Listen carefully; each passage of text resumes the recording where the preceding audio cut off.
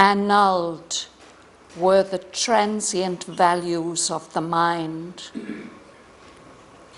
The body's sense renounced its earthly look. Immortal met immortal in their gaze. Awaked from the close spell of daily use that hides soul truth with the outward form's disguise, he saw through the familiar cherished limbs the great and unknown spirit born his child.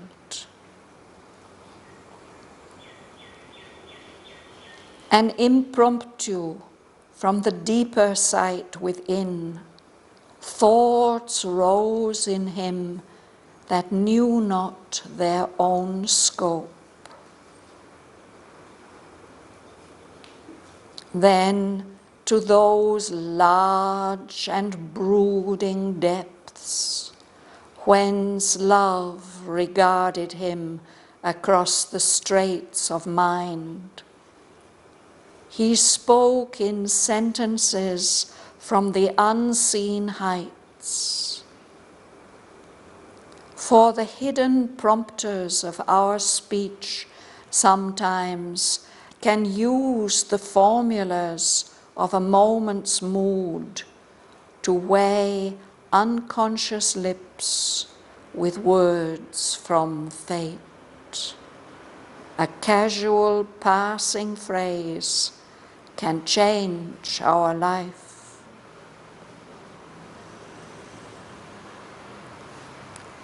O Spirit, traveler of eternity, who camest from the immortal spaces here, armed for the splendid hazard of thy life, to set thy conquering foot on chance and time, the moon, shut in her halo, dreams like thee.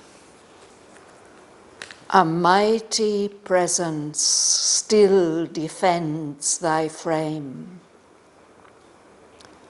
Perhaps the heavens guard thee for some great soul. Thy fate, thy work are kept somewhere afar. Thy spirit came not down a star alone. O living inscription of the beauty of love, missiled in aureate virginity, what message of heavenly strength and bliss in thee is written with the eternal sun-white script? One shall discover and greaten with it his life, to whom thou loosenest thy heart's jeweled strings. O rubies of silence, lips from which there stole low laughter, music of tranquility, star-lustrous eyes, awake in sweet large night, and limbs like fine linked poems made of gold, stanzaed to glimmering curves by artist gods. Depart where love and destiny call your charm. Venture through the deep world to find thy mate. For somewhere on the longing breast of earth, thy unknown lover waits for thee, the unknown. Thy soul has strength and needs no other guide than one who burns within thy bosom's powers. There shall draw near to meet thy approaching steps the second self for whom thy nature asks. He who shall walk until thy body's end, a close-bound traveller, pacing with thy pace, the lyrist of thy soul's most intimate chords, who shall give voice to what in thee is mute. Then shall you grow like vibrant kindred harps, one in the beats of difference and delight, responsive in divine and equal strains, discovering new notes of the eternal theme. One force shall be your mover and your guide. One light shall be around you and within. Hand in strong hand, confront heaven's question, life. Challenge the ordeal of the immense disguise. Ascend from nature to divinity's heights. Face the high gods crowned with felicity. Then meet a greater God, thyself beyond time.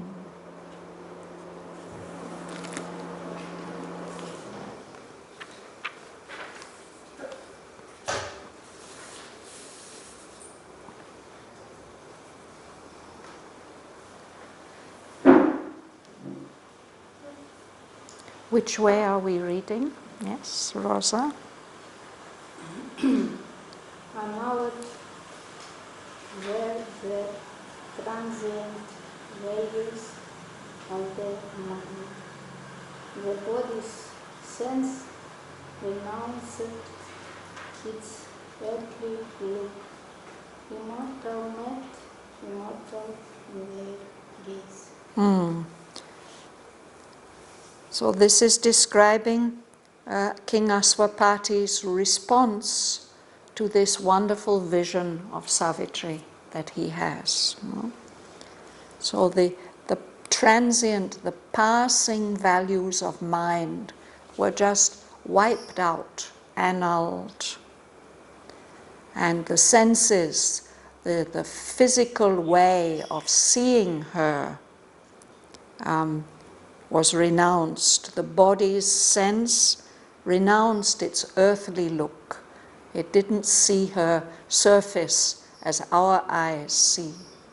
Instead, the immortal in him looked at the immortal in her, and the immortal in her looked back at him. They are looking at each other, soul to soul. Immortal met immortal in their gaze. Aswapati and Savitri.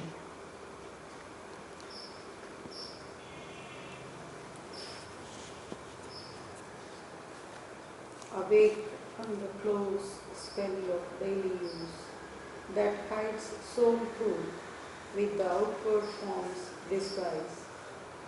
He saw through the familiar cherished limbs the great and unknown spirit born his child. So he gets woken up from that magic spell of daily use. You see a person every day and you don't really see them as they really are. They become so familiar to you that you don't really look deeply at them, no? But he gets woken up from that spell, that enchantment that hides soul truth with this disguise of the outward form. We only see the outward form, but that's a disguise, a mask. We don't see through to the soul's truth that is inhabiting the form. But he's woken up from that spell, and so he sees through these familiar, cherished limbs, this normal appearance of Savitri, which he sees every day. He cherishes her, he loves her, but it's so familiar. He's woken up from that. He sees through that familiar physical appearance the great and unknown spirit who has been born as his child.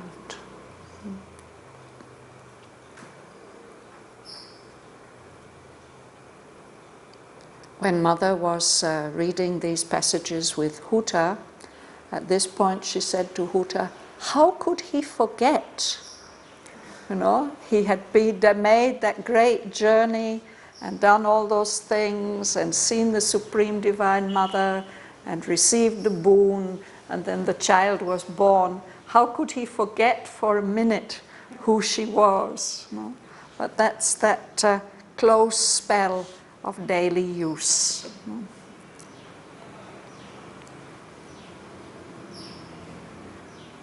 So, but now he sees that great and unknown spirit born, his child.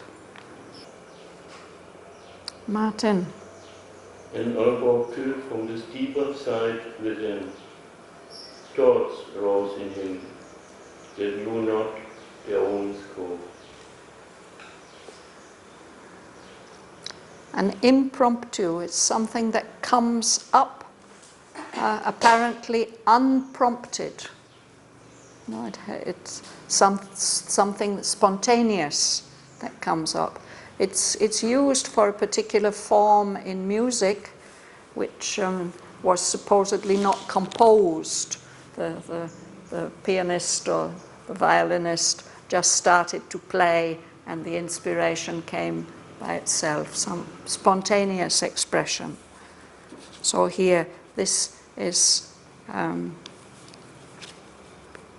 spontaneously emerging from the deeper sight within.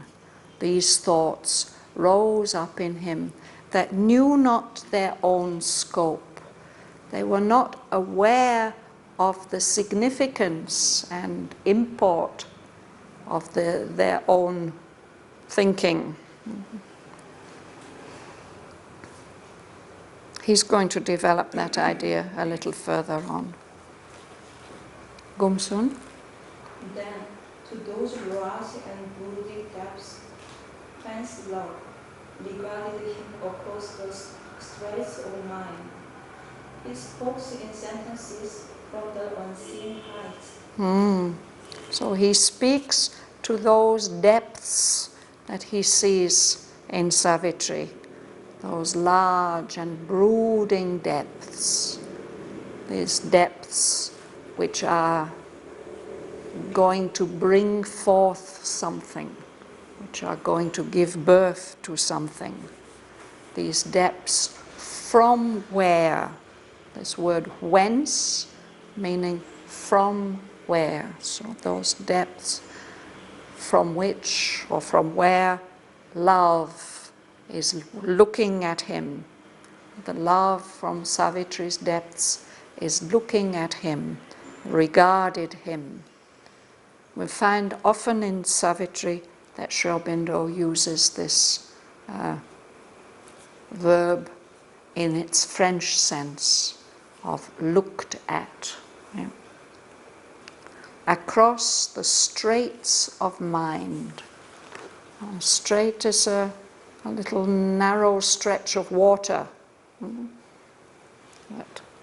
So it's as if mind is some kind of a stretch of sea separating his depths from her depths, but they can see each other across that dividing line of mind.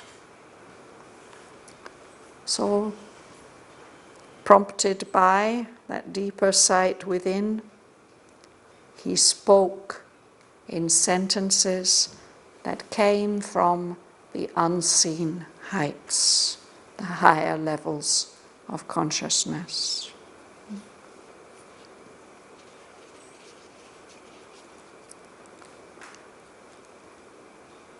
Ganga Lakshmi. For the idle prompters of our speech sometimes can use the formulas half a moment's mood to wet unconscious lips with words from fate. A causal passing phrase can change our life. Thank you. So there are people or beings prompting, spirits prompting our speech, causing us to say what we say. And sometimes those hidden prompters. Actually, a prompter is in the theatre, no? A souffleur. Is it called a souffleur? Or siffleur? Souffleur? The one who is there to remind the actors if they forget what they're supposed to say.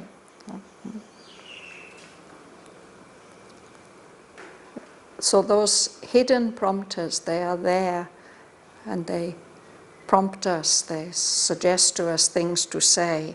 Sometimes they can use the formulas, the expressions of a mood of the moment, just a passing mood, no? To weigh, to give some burden, some load to our unconscious lips.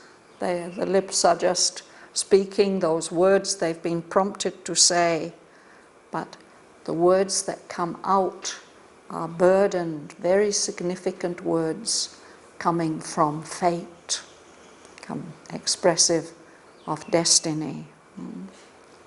It can happen that just a casual passing phrase that somebody has spoken without much thought can be so significant that it changes our whole lives. So a casual passing phrase can change our life.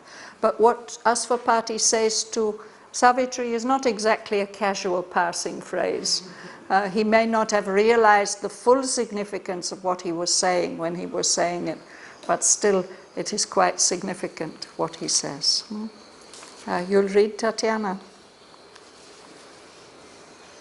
O Spirit, traveler of eternity, who came from the immortal spaces here, armed for the splendid hazard of thy life, to set thy conquering foot on chance and time.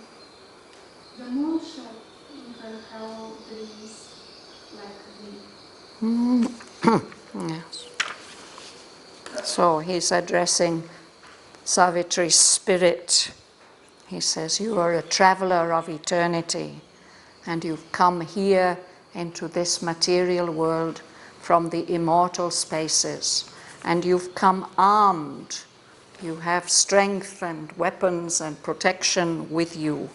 You are armed for the splendid hazard of thy life. A hazard is a dangerous adventure. And you've come with the mission to conquer chance and time, to set thy conquering foot. You know, when you've conquered your enemy, you throw him to the ground and put your foot on him to show that you've triumphed. You know? He says, you have come like that. But the moon shut in her halo. Sometimes we cannot see the moon clearly. We can only see a kind of cloud or mist that is around the moon. It's very beautiful, but we're not seeing the moon as it really is. So he says, you are like that. You're surrounded by this mist of beauty, of beautiful appearance, but you are still hidden. Joel. Almighty presence, still defend thy frame. Perhaps the heavens guard thee for some great soul. Thy fate, thy work are kept somewhere afar. Thy spirit came not down, a star alone. Thank you. So there's some great presence still protecting thy frame, your physical form, defending, keeping things at a distance.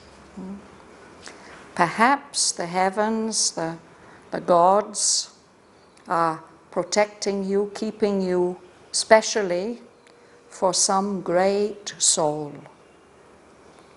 And your fate and your work are kept hidden somewhere far away. Thy spirit came not down, a star alone. We can think of the soul coming down like a falling star. He says, you've not come alone. A companion star has come down with you at the same time, who is meant to be your life's partner. Emily? O living inscription of the beauty of love, missolved in aureate virginity, what message of heavenly strength and bliss in thee is written with the eternal sun-white script? One shall discover and greaten with it his life, to whom thou loosenest thy heart's jewelled strings. Yes. We're familiar with this form of thy and thee. No? I've explained it before, everybody's clear about it, that this is the second person singular. When Sri Aurobindo is showing somebody speaking to more than one person, then he'll use the plural form you. No? Like the voice that says, how long will you tread the circling tracks of mind? That is the whole of humanity. So nowadays in ordinary speech, we don't use this singular form of thee, thou, thine. But in poetry sometimes it's very useful, and in prayers we address the Lord perhaps as thou.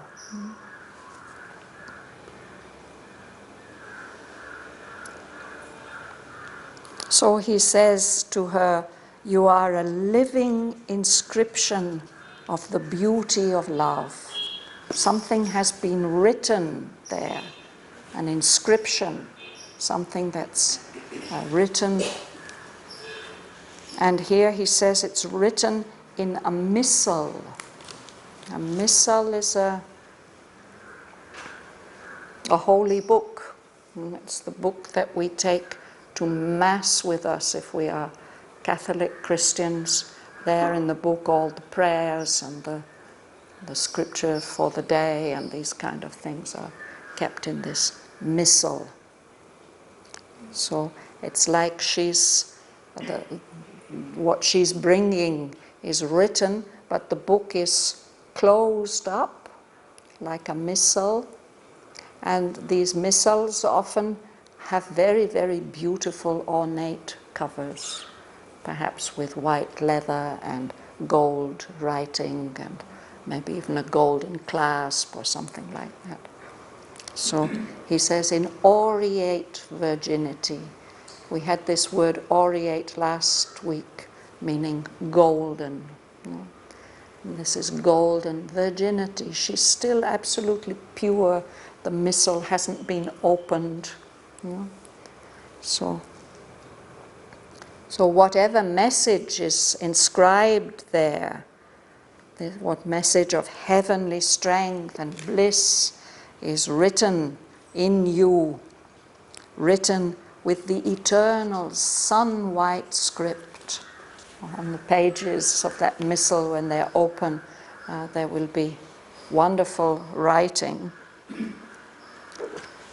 Someone will discover that message, and it will greaten his life. It will give greater significance and value to his life.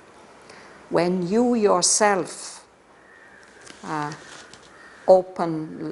loosen, untie the knot of your heart, the jeweled strings of your heart, when you open up that book, someone will be able to read that beautiful message that's written there.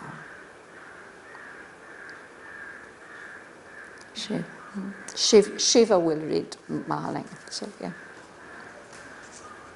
O rubies of silence, lips from which they store low laughter, music of tranquility, star lustrous eyes awake in sweet large night, and limbs like fine lint poems made of gold, stanzas to glimmering curves by artist gods, depart where love and destiny order charm. So he's pointing out some of her features, her lips, the rubies of silence. Rubies are red precious stones, but it's often applied to the lips of young, beautiful young women. Rubies of silence. Silence is one of the characteristics of Savitri, which is mentioned again and again. Strength and silence. But still, from those lips, low laughter has emerged. Music of tranquility. It's not loud, hilarious laughter, very soft, sweet laughter that expresses peace and delight. The lips and then the eyes, eyes that are shining like stars, lustrous, means shining. And those are awake in sweet, large night. I think again he's referring, as he did earlier, to the dark eyelashes. And then the limbs, the different parts of the body, the arms and the legs, they are like fine linked poems. Each one is like a poem, and those poems are linked together, these golden poems, and these have been linked together in stanzas, in verses, which make the beautiful curves, the glimmering curves, that light which shines with a soft glow. These have all been shaped by artist gods, divine artists. So he evokes all these beauties of hers, and he says, depart.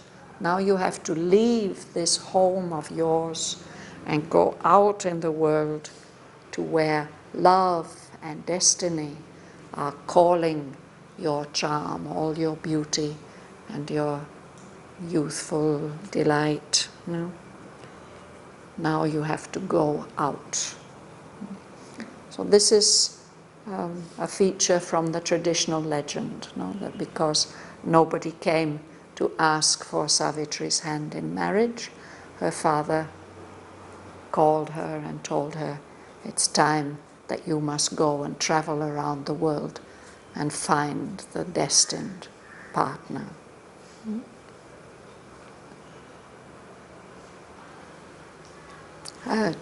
Mahalingam. Venture through the deep world to find thy mate. For somewhere on the longing breast of earth, the unknown lover waits for thee, the unknown.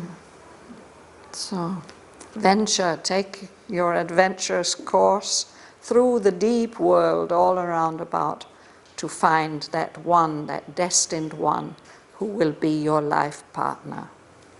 Because somewhere on the longing breast of earth, the whole earth is longing for this meeting. It needs this meeting. Thy unknown lover, you don't know him yet, and he doesn't know you, but he's waiting for you, and you have to go and find him. Yes. Thy unknown lover waits for the unknown. Thy soul has strength and needs no other guide. Then what who burns within thy awesome surprise? He sends her off alone. He says, you don't need any other helper or guide, because your soul is strong enough. It doesn't need any other guide than that one who's burning, that Agni, that soul that is burning within the powers of your own heart, your bosom. It's this part of the body. There shall draw near to meet thy approaching steps, the second self for whom thy nature asks. He who shall walk until the body's end, a close-bound traveler pacing with thy pace, thy lures of thy soul's most intimate course, who shall give voice to what in thee is new. So, somebody is going to come close. As you approach, he will also come close to you. This second self, the one who your nature is waiting for, asking for, it needs this complementary being. The one who shall walk until their bodies end through your whole life, a close-bound traveler, pacing with thy pace.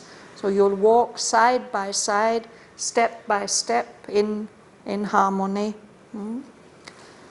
And then he says he will be the lyrist, the one who will play on you, on your heartstrings, or on this instrument, this beautiful musical instrument that you are, or that your soul is. He will be able to awaken the music that's there in your soul.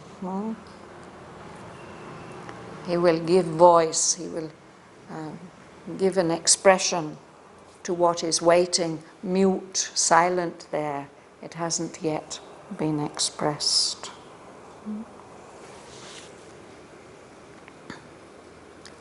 This is, of course, quite a strong idea in Indian culture, that everybody has a destined mate, and that people are not normally meant to live alone, that the nature needs a partner, and so a beautiful young woman like that, her nature, she needs a husband. But it's a real love story, when I read this. Yes, it's a real love story. That's so wonderful.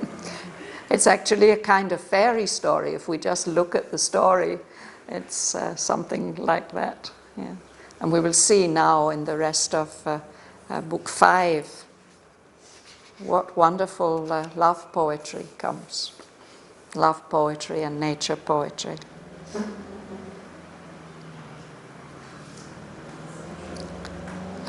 Barbara, yes?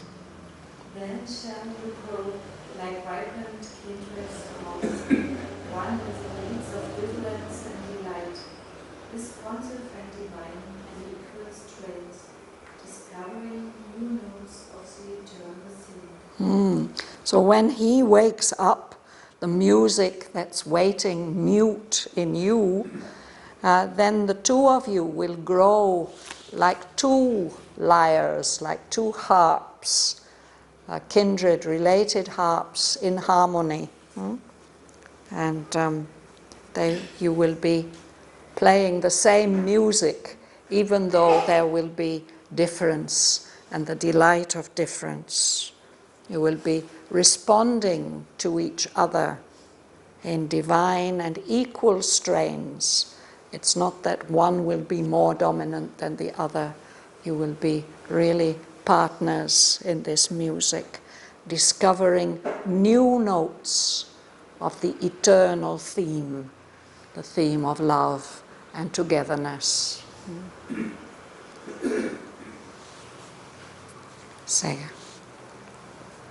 Suresh, sorry. One's thoughts shall be your mover and your guide. One light shall be around you and within. And in strong and confirmed heaven's question light, changes the order of the immense disguise. Yeah, thank you. So you will be two, but one force will be moving you, guiding you. One light will be around the two of you and within the two of you. And hand in strong hand, both of you have strong hands. Together you have to confront life, which is heaven's question to the soul. And you can challenge the ordeal, the test, the difficult, often painful test and ordeal of the immense disguise. This whole universe, this whole material universe is an immense disguise, a vast disguise of the one divine presence everywhere. Nargis, would you read the last sentence, please? Ascend from nature to divinity's heights. Face the high God crowned with felicity. Then meet a greater God, thyself beyond time. So this is something that a father might say to his daughter who's going to be married, no? In the traditional Indian culture, where the aim of life is to ascend, to rise from nature to the heights of divinity. And the first step is to face the high gods, the cosmic powers, to win bliss. But beyond that is a greater God, your own true self, which is beyond time and space, your eternal being. This has been the aim of Indian society and culture for as far back as we can see. And all our life here is just a preparation and a teaching for that high aim. So we've just reached the right line at the right time. Anybody has anything they want to ask? Anything we've missed?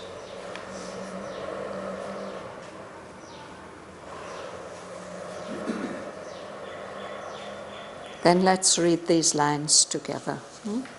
From line 158 on page 373.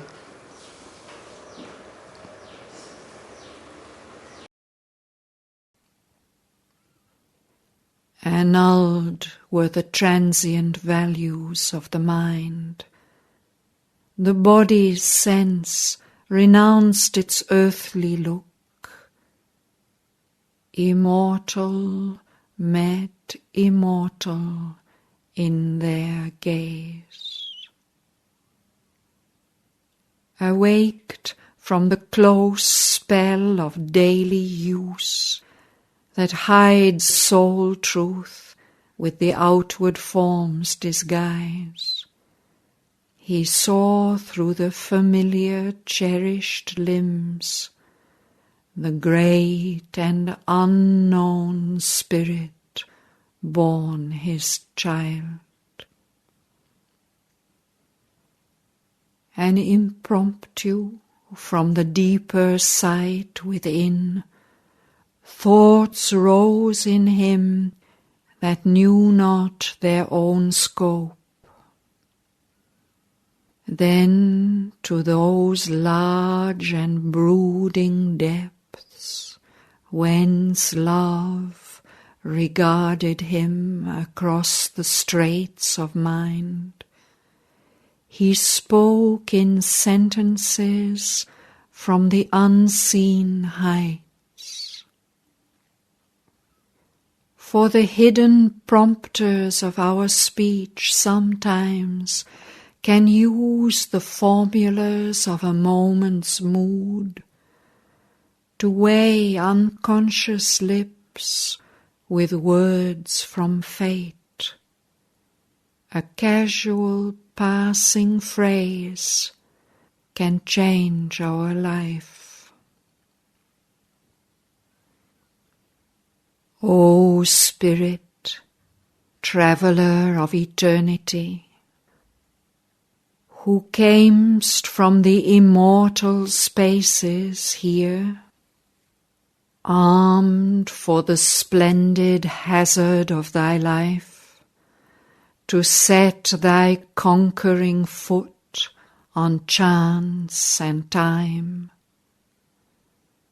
The moon shut in her halo dreams like thee. A mighty presence still defends thy frame.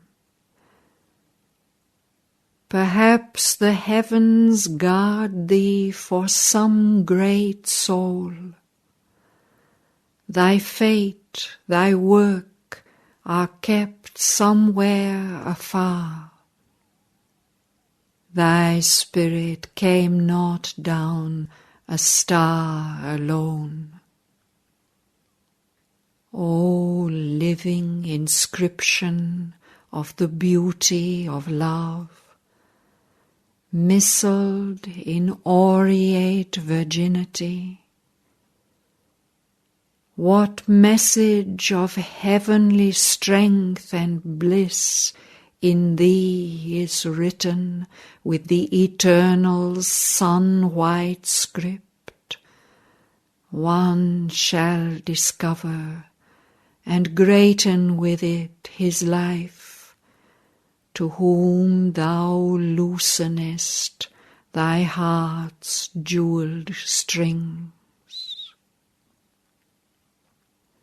O rubies of silence, lips from which there stole low laughter, music of tranquility, star-lustrous eyes awake in sweet large night, and limbs like fine-linked poems made of gold, stanzaed to glimmering curves by artist gods.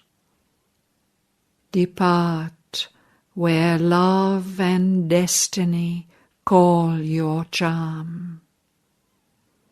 Venture through the deep world to find thy mate.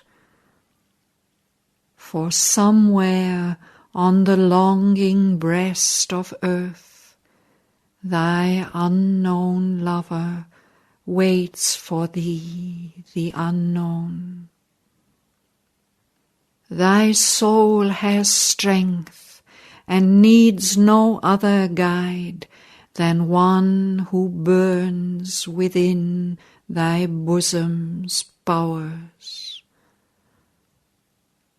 There shall draw near to meet thy approaching steps the second self for whom thy nature asks. he who shall walk until thy body's end, a close-bound traveller, pacing with thy pace. The lyrist of thy soul's most intimate chords, who shall give voice to what in thee is mute.